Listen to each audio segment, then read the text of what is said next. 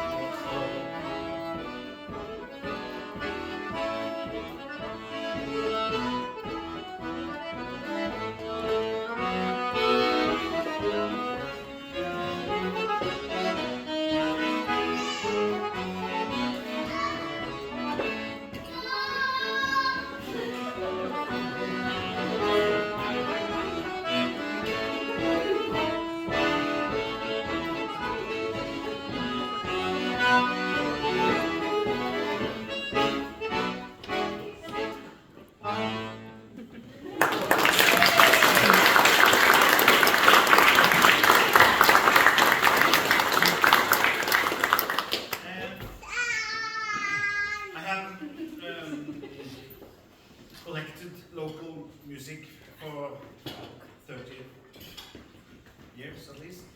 And one of the fiddlers that I met quite often for 25, 30 years ago was a man called Daniel Sveen.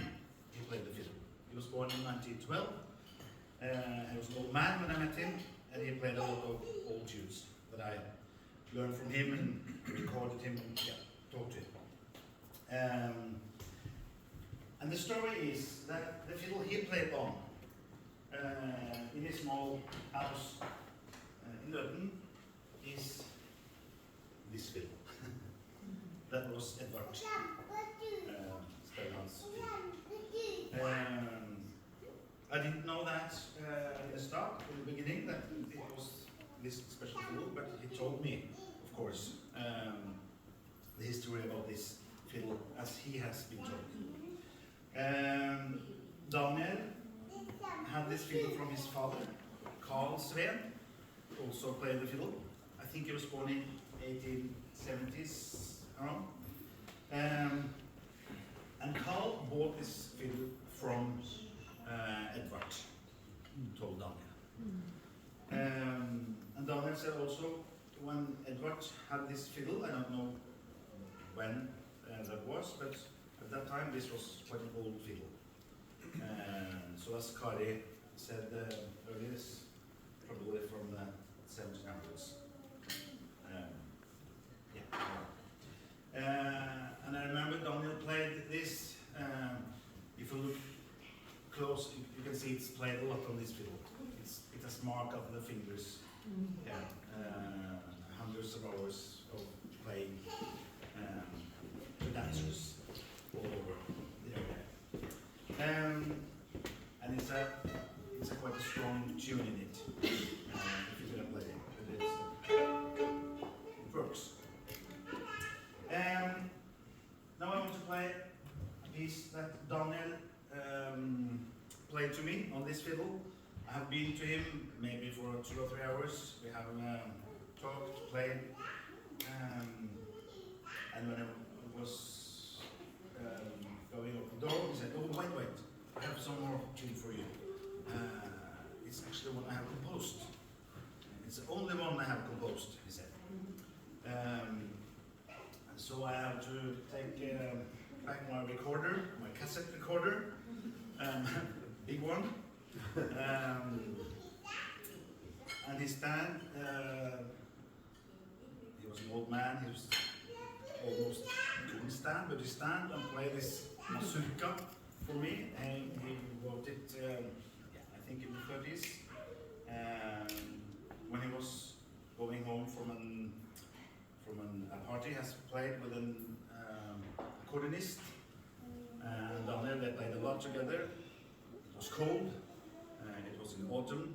He has played for locals på Midtskogen på et sted som heter Fyrstikvasken. So it's a small dancing place, and he was bicycling home. It was cold, it was frosty, and he wrote this piece called Frostnetter. Frosty Nights, yeah. And then I think Kari and Stig, they want to dance.